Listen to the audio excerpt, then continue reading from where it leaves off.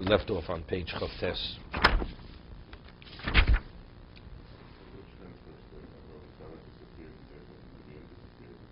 Almost simultaneously. No. First they Mevatel. Right after Mevatel Varazor, that was there. Chaim Zachariah and Malachi was over. They passed away.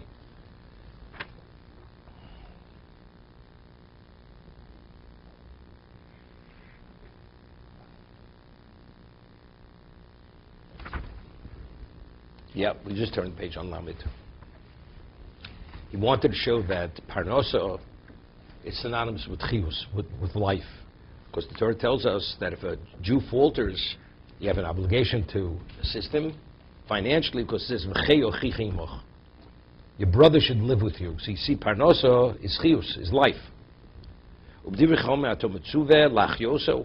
have an obligation to provide opportunity, financial opportunity, whether it's to give him employment, to lend him money, whatever it is, give him a gift.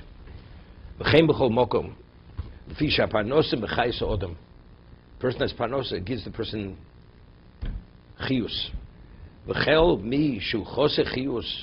Person who's lacking in life. Excuse me.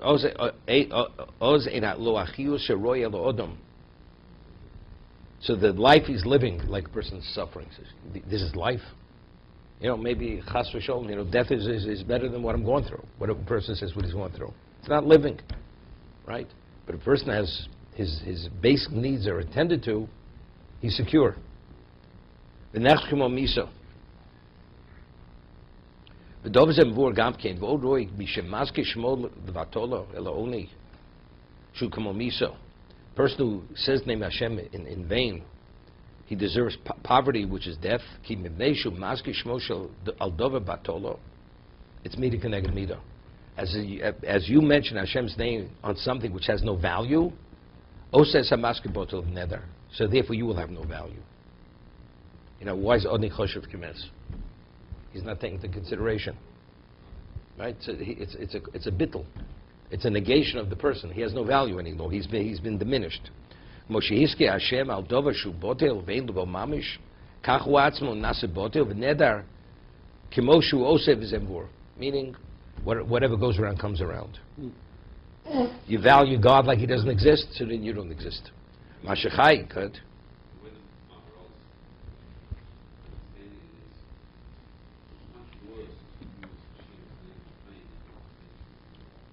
Correct. In other words, a total ingrate would still be, whereas if you're using Hashem in a whole context... That's a declaration that God means nothing to you. You don't mention Him, okay. But to use His name, that's the ultimate. That's the ultimate affront to Him, that he's nothing. I mean, what with Titus, when he went into Kodesh Kadoshim and he had relations with a prostitute, what was that statement? None of it, but it was a statement. That was an overt statement. I am I, and you're nothing. That is a statement of total desecration. That's what Titus did. Mashachayvlin doso.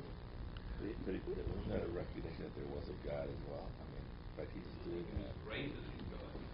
No, that God's a power. He saw God as a power. Right. Power, like a deity. That's pretty. Yeah. So what? But I'm going to fight you. So He said, I will fight you. right, but I would think that someone who just doesn't even recognize that, or doesn't even acknowledge that, is even worse. But it's not in the front. This is in the front. Why do you have a chiyuv, an obligation to excommunicate that person? If a person goes and speaks, disgraces a Talmud Chochem, that person deserves to be excommunicated.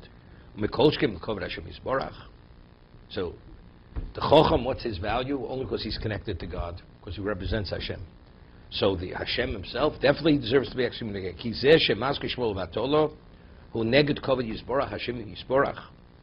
you say his name in vain, that's contrary to his honor.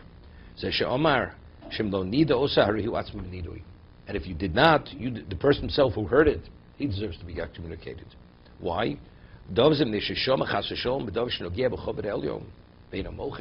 You heard something which is contrary to the God's honor. How do you remain silent? How don't you protest it? Ulakach nepach hanidu orlov. Now it's interesting. Once mentioned, the Siforno always learns similar to this. Twice he says it. He says it by the Maaseh Egel, this week's parsha. Okay, and also he says it by Pinchas, that when they did Avodah Zarah, all the Jews remained silent. So most of the Jews didn't do Avodah Zarah, but if you have such a desecration of Hashem doing Avodah Zarah, how do you remain silent? So the reason why Hashem says, I will destroy them, is because of the silence. When Moshe said, Mi Hashem Elai, and Levi was a minority of Klal, so they could have intervened and stopped it, which would indicated that which position are they siding with? Avodah Zarah. So that they remained silent, now Levi, to bring about the Kiddush Hashem, that was a correction on the silence of the Chil Hashem. That's how the Sivan learns. Pinchas was a lone individual, right? There was a public Chil Hashem with Zimri. That they allowed Zimri to do what he did, that itself they deserved. Klal deserved to be destroyed. When Pinchas killed Zimri and Klal remained silent, the silence was an atonement. That was a tikkun on the original songs. That's both locations. It's the same thing here. Here Hashem's name is being disgraced by using a levatola. How do you rate song? How do you not put them in a cherem? The answer is it's okay. It doesn't mean anything. So if it doesn't mean anything, that silence means that you agree with this. Or somebody, therefore you deserve the nidu. I know idolatry is involved in that whole story, but No, not because they idolatry. That was pre-idolatry. Well, it was post-idolatry. It was already with the Balpor. They remain silent both times, and basically the silence, it shows that they're silent because they're apathetic. They're not. No. Okay, let it be apathetic. The first one would indicate you agree, that you endorse this. The second silence is there's no endorsement. Right. Okay? The silence showed that the first one didn't mean what it Right, what it seemed to mean. That's why it's a tikkun. I'm just bringing it up because he says, you hear Shem Hashem Levatola, you should put the person who said it in Chayron, in Nidu. If you don't, that means it's okay with you. It's okay, then you deserve to be put in Chayron.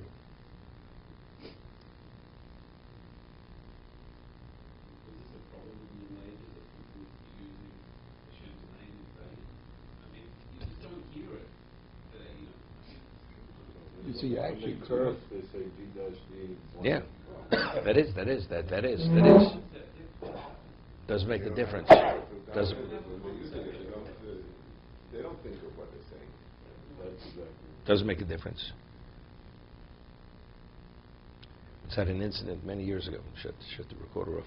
There was the same Sefer Torah in a certain shul, and they were dancing outside. So the women who weren't dressed appropriately asked the rabbi, "Could we dance around the Sefer Torah?" They literally weren't dressed appropriately, as they say, and everything was hanging out, literally. And they start dancing around. It's like, it was a Chil Hashem, literal Chil Hashem. So I went over to the rabbi, and I said, "Rabbi, this is inappropriate. It's not acceptable. You shouldn't allow it." So this rabbi was maybe 20 years older than I was. So, and I'm a Haredi. So it's like you pat a puppy dog. He said, "It's okay. Don't get upset. It's okay." I said, "Rabbi, when there's going to be a claim against what happened here, I lodge my protest. I already said what I said. You want to act on it, fine. If not, you're the one who's going to be culpable here." And walked away. That was the end of the story. No, that's it. I mean, how do you watch how could you remain silent? It's a Chil Hashem, a Sefer Torah, and have these women, they don't understand, but you understand. How do you allow this? There was also an incident with the same rabbi. There was once a Siddur Kedushin in the shul. These people, they didn't know any better. And the chuppah takes place right in front of the Aron Kodesh, right in front.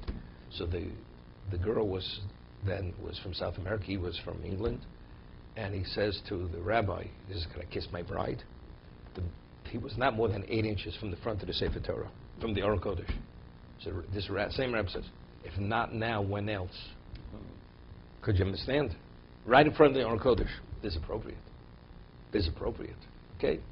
Understand? That's what it's all about.